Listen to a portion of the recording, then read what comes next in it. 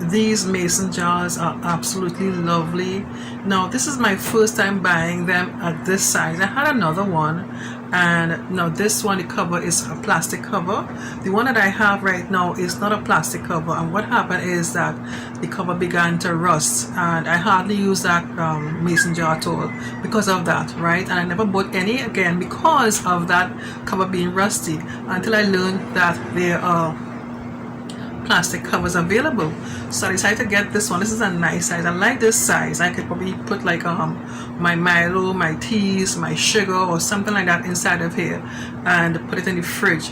And again, you know, the cover wouldn't rust, which I really like about this. This is a really nice jar. You can put anything in it, maybe food or maybe coins or maybe anything that you want. Craft materials. They're really, really nice and durable. And this type, the covers wouldn't rust, which I really, really like.